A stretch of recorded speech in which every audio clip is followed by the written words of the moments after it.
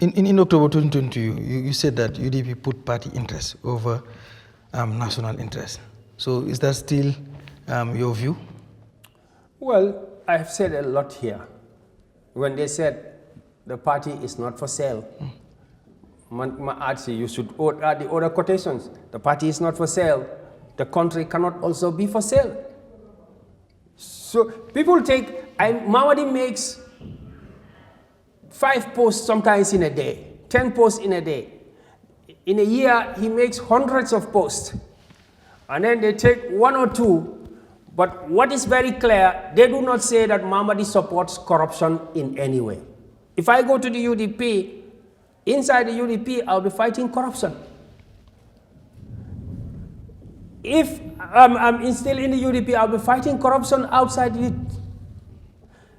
Now, if they said that the party is not for sale, we have all seen the debate. This is very clear. It's a real debate. And thanks, credit to them, it was an open debate within the party.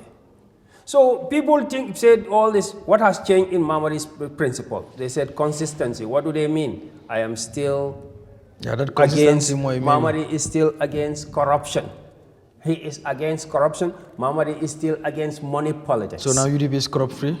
I'm not saying it's corruption-free. I said I'm against money politics. Okay. And I love the idea when they said their party is not for sale, that the financial interest should not go above national and political party interests. All right. So I cannot come here and say it's free of corruption. No, that, as an accountant, how can I say that the Garmi even is free of corruption? But your principles that I see, I like them and I have to appreciate them. And if somebody asks me about Garmi, I will say he is a professional journalist or Eyeafrica journalist. I will say Eyeafrica is an independent news media. But that doesn't mean that maham yep lo hamne mungi doh ci Eyeafrica behind the scenes.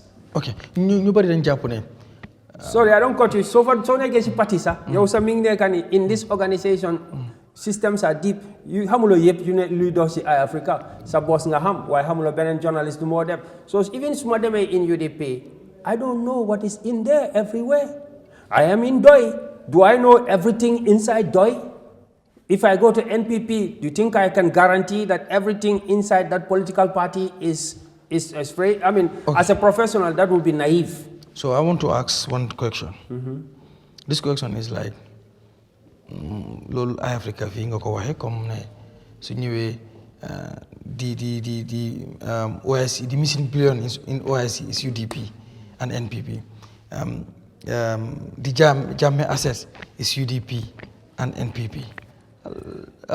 That statement bi mu doon wax dafa am ñu nekkoon biir UDP xëy na nga bëgg a boole ñëpp UDP wala UDP dafa am loo xam because of Jammeh's asset moom yow yaa ngoon ci biir xam nga fa lu bare boo xoolee sax this special select committee jeex na xam naa dinaa ci ñëw balaa ñuy jeexal yaa ngi woon ci biir ñu bare bi ñu ñëwee dañ la fay tudda ku ñëw foofu daanaka every witness bu ñëwee sa name daf lay appear foofu so wax bi nga waxoon noonu tey moom yaa ngi biir UDP ba tey loolu mu ngi la nekk di toppaat pour xëy na di nga am loo explain pour Gambien si wala ñuy seetaan jamono ji ñu mën a xam.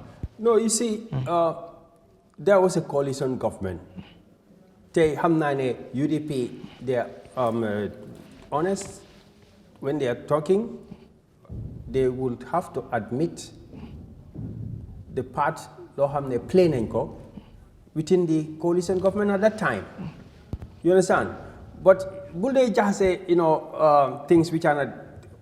That does not mean that somebody, Mota Manila, I give you an example just now. Manila, nganeka Eyeafrica, tahud ne nga hul ne Garmi munna tahaw mi door denam ne hamna journalist yep fi ci luñ neka. Even suma deme UDP sa, duma la muna wax ne well Mr X liggéey na comme Central Bank jëlut fa zero. Comprendre. Luma fi wax moy I've been through investigations, I don't see Mota Manila. I can go to a party, but I have to know who is going to represent the party. And when they brought in Usainu, I said to you, I don't see which corruption he participated in. The Usainu Chibopam will not raise his hands and say, everybody in my party is clean. Lolu yonente sa du ko def. Ne chapa ko xamne mu ngi suma religion bi they are clean. Jeluñ dara. No, ken du ko def lolu. But when it comes to collective responsibility, nobody will deny that, yes, these things happened during the time of the people, the party that was at stake.